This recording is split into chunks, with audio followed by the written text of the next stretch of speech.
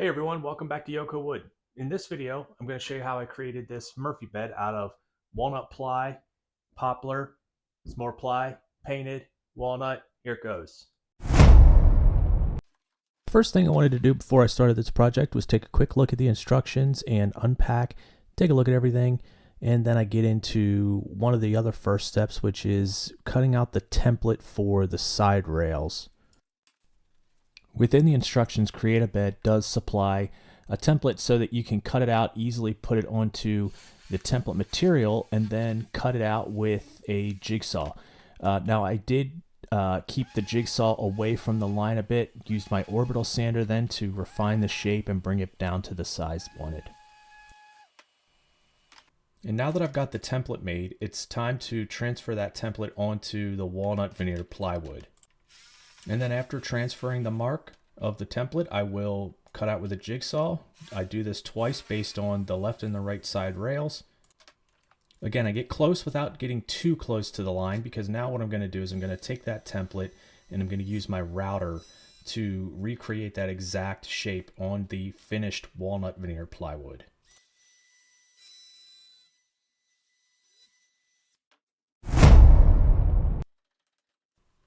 So as you can see, I've got another roll of walnut veneer, and you might be asking, well, why do you need walnut veneer when you've already got the walnut veneer plywood? And the reason is based on the economics of the project. I did buy one sheet of already veneered walnut plywood, which is veneered on both sides, which I did need for the upcoming side panels that I'll be showing. But the rest of the project only really needed one side of walnut veneered plywood. So I did use some of the double-sided for areas that I only needed one side. But then when I ran out of that double-sided veneered plywood, I used my own veneer and sort of made it myself based on only needing one side. I also thought I'd be resourceful and use the walnut veneer for some edge banding as well.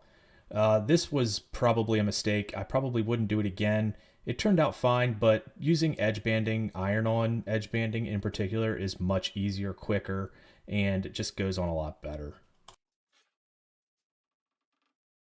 I've really made some parts of this project harder than it needed to be based on sort of my interpretation of being cheap, and this was one of them. I used the veneer for the edge banding. I don't know if anybody really does that. It worked out fine. It looks good. So overall, I'm pleased with it. It was more work than just having edge banding already to a 3/4 inch size. So now I'm going to jump over to the inner frame construction. And this is sort of the main frame portion of the bed, and it attaches to the front panel that swings up and down. And this is made out of poplar. And this is my go-to species when it comes to anything that is going to be used, in this case, for a frame or something that's going to get painted, because it's really clear. It doesn't have any knots for the most part. The grain is really straight. And then here I'm taking the poplar pieces and making rails that I will attach to the frame here in a minute. And it's sort of funny because when I first started woodworking, I only really thought of the hardwoods as something like walnut, oak, maple, something that you could enhance the grain. But there really is a place for everything based on this poplar. It's good for things like this, an internal frame, and it's really great for painting.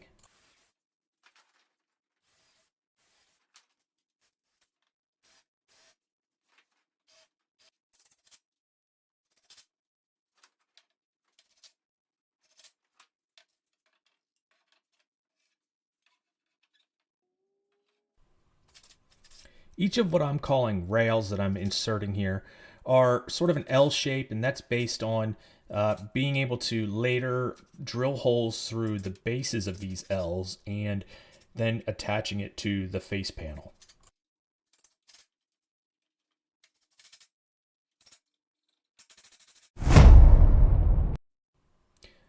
So now we come to the face panel, and the first thing I wanted to do was join these two pieces of 31-inch wide plywood to create the total width of 62 inches. And I did this by marking out the locations and drilling domino holes.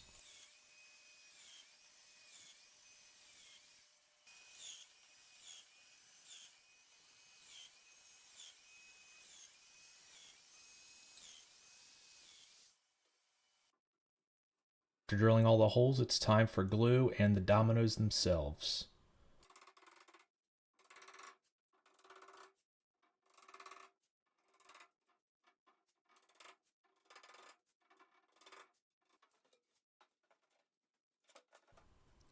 Not sure if the domino is still a controversial tool, but I really don't care. It's one of my favorite tools. It makes joinery so much easier. Now I know I sped it up, but you can see how quickly that went together. And then really all you have to do is put some clamps on it, hold it for a few hours, and it's golden.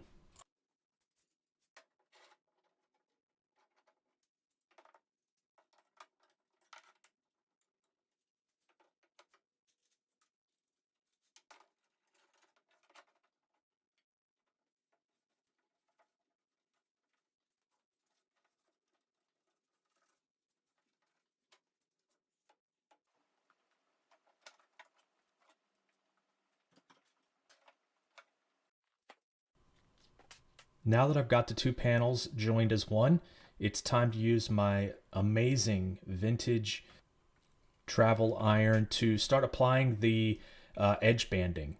This is iron on edge banding, obviously. This is the preferred way that I like to do it, and it works out really well. It's easy. The only thing is, if you don't get everything evenly contacted with the heat, it can sometimes bubble up, but it's not really that big of a deal because you can just go right back over it with the heat and press it back down. So it makes it really nice for sort of spot treatments after the fact.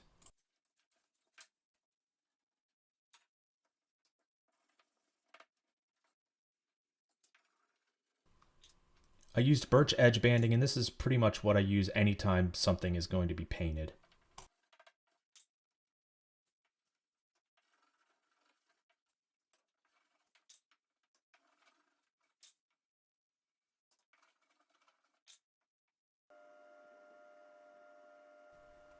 After those panels are joined, edge banded, and sanded down to a finished product, I then take some strips of poplar that I've cut to 3¼ inches, and in this case, that's going to represent the rails and stiles of the front panel. These pieces will help to provide sort of a simulated look of a closet or wardrobe.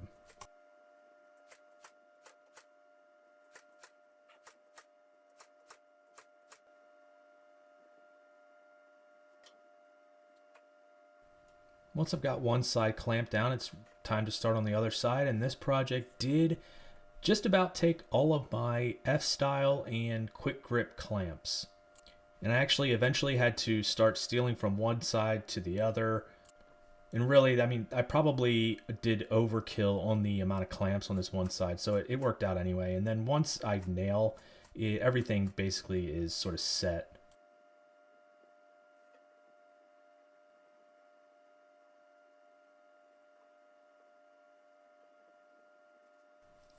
Additionally, I don't show it in this video, but I do go over all of the nail holes and fill it with a Bondo material. I got all sorts of different wood fillers, from the kind that you just wipe on and then eventually when it dries it sort of just wipes off.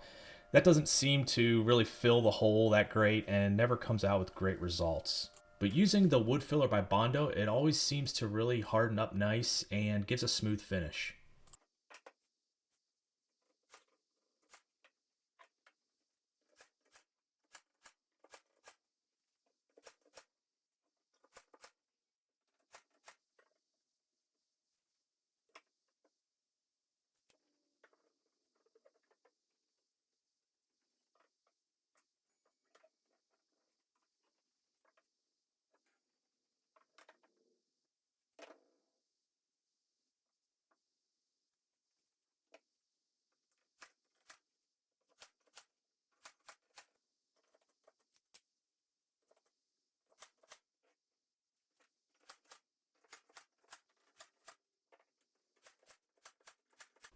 Once I've got all the rail stiles glued, nailed, and filled, It's then time to start spraying some primer. Step, I've actually opted to utilize the Microclimate Air 3 that was provided to me by Microclimate. It's a wearable helmet that circulates air with fans through filters. It's marketed to be the next generation of air filters, sort of to take the place of a 3M mask. And I will say it's much more comfortable. I'll have my thoughts on this futuristic looking piece of equipment in a later video.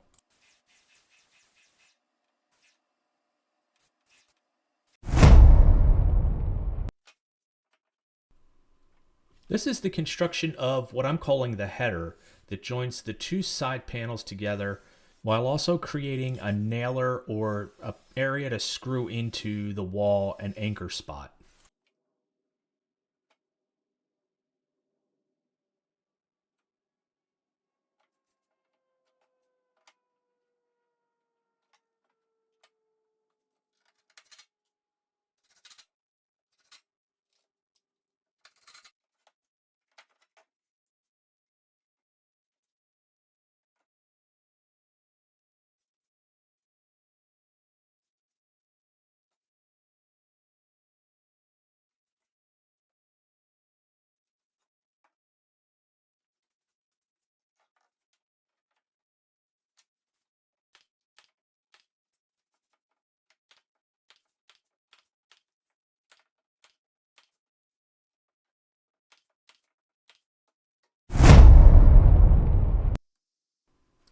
Before I put any finish on the side rails or the side panels of the Murphy bed, I want to make sure that all the hardware holes and areas that it needs hardware are in the precise locations. I want to do this before I put finish on the product, only because I'm moving it around. I don't want to scratch anything once I do ultimately put the finish on. And I will say it again, the Create a Bed instructions were great. They helped me so much, and they also have QR codes that I actually utilized more than I thought I would. Since I'm much more of a visual person, there are videos, just 2-3 minute videos for each step that you can watch, and I referred to those quite a bit.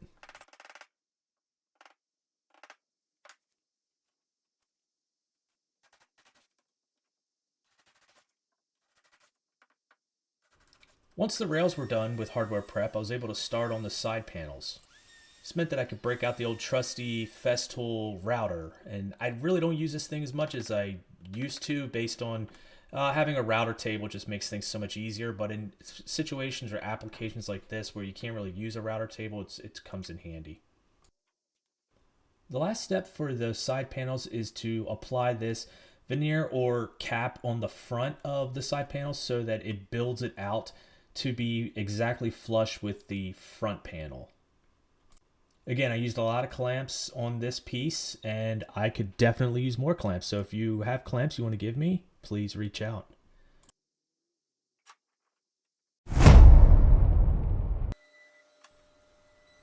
Other than the header, which ties together the side panels, the other piece that ties it together is the headboard. And what I wanted to do for the headboard is give it the same sort of look that the front panel has, which is a style and rail profile. A light chamfer on all of the edges of the poplar that I'm using here.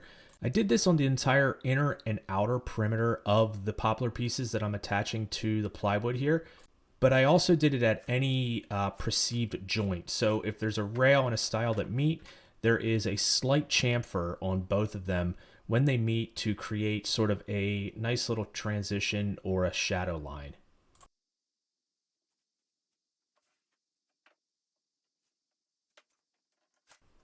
Another thing to note is that since this is the headboard and it's going to be against the wall, you will not see the back of it, obviously. So in contrast to the front panel where I nailed the rails and stiles on from the front, since this isn't going to be seen on the back, I could nail everything from the back.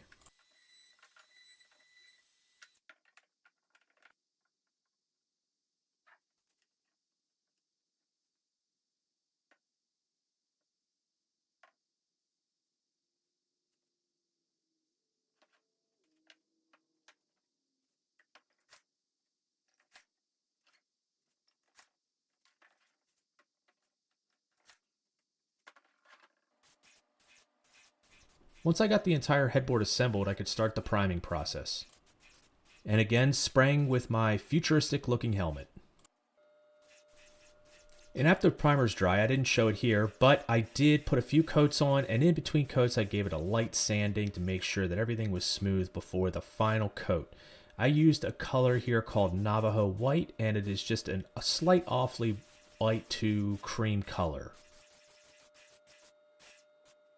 We landed on this color based on the contrast that it would give against the walnut veneered panels.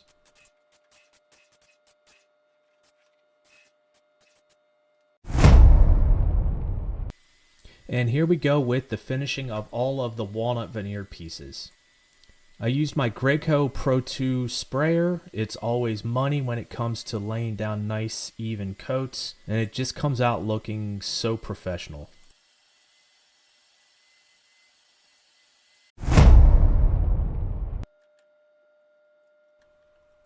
It's time to actually install the hardware supplied by Creative Bed.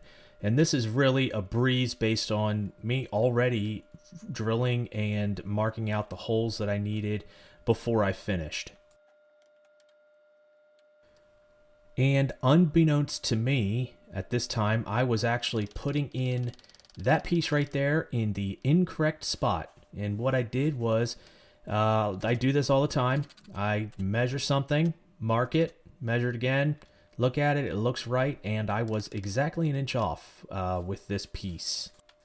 And even worse, it wasn't off an inch on both of them, it was only one of them, so then that translated to problems down the road.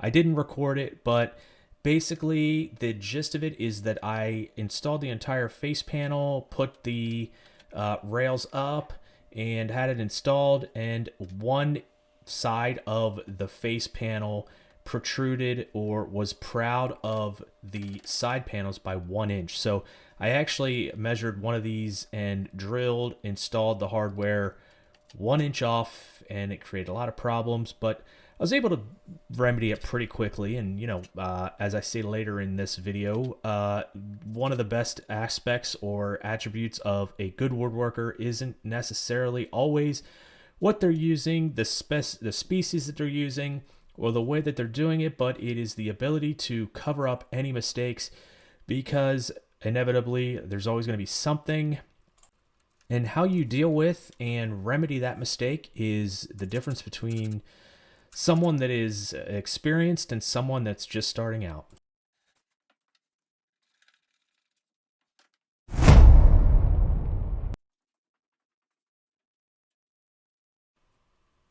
So now that I've sprayed all of the walnut veneered pieces, I'm able to attach the rails to the frame itself.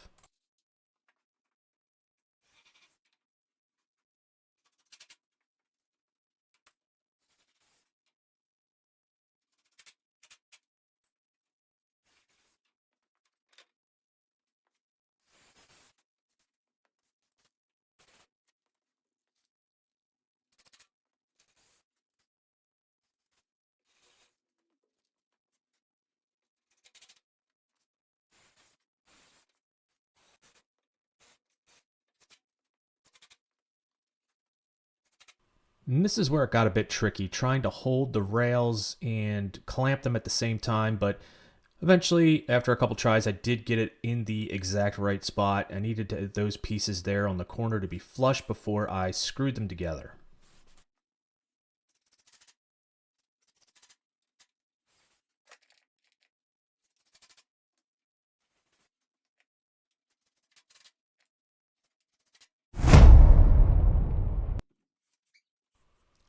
So the day has come, the final installation. Now, as I alluded to earlier, this wasn't actually the final installation because I did make a mistake that sort of hindered me and held me back a bit, but was able to correct that. And in this step, I was using a pencil to trace the frame onto the front panel. I was then able to pick up the panel itself to reveal the pencil marks and where the actual frame sits on the front panel. After that, I was able to glue it, put the frame down, and start to screw in where the frame sits on the panel.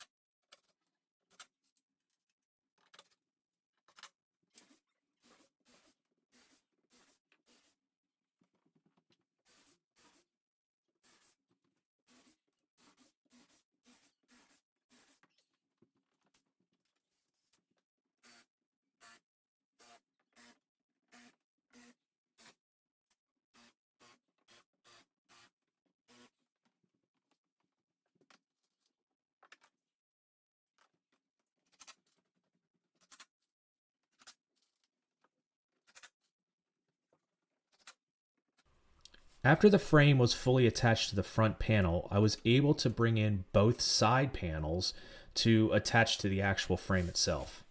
The hardware makes it really nice to create that pivot point with a male and female piece that joins together with a retaining clip.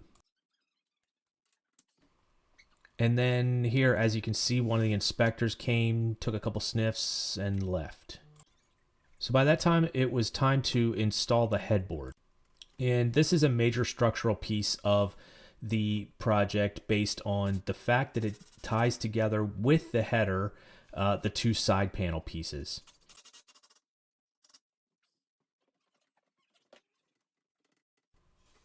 And once we've got the headboard on, it's time to pivot up the sides, keep the front panel on the floor. You can't really see here, but we're sort of pivoting those side panels up along with the headboard to rest against the wall vertically. With an adjustment of the camera, we can now see that the side panels are vertically against the wall. And now, with the addition of the support of the headboard, we're going to attach the header. It's particularly tricky even with two people, because once you get one clamp on, you start to move the other side, the clamp starts to slide, so forth. So it was a kind of back and forth to get the header exactly right, but eventually I was able to get it on there flush and attached. And right after this was done filming, this is the point where I figured out my mistake with the panel being proud on one side by 1 inch. So I actually had to take it back down, uninstall the header, uninstall one side of the headboard, and fix it.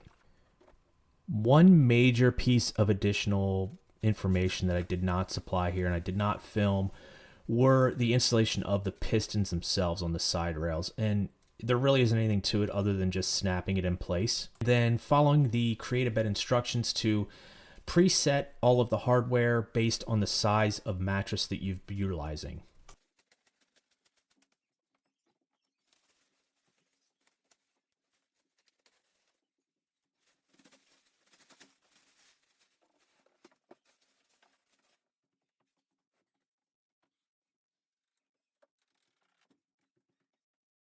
So that's it.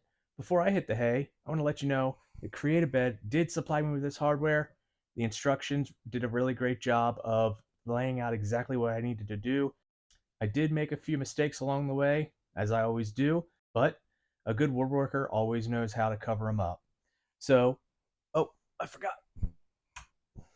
Put some lights in too, just for some light reading before nap time. Well, anyway, I'm getting ready for bed. See ya.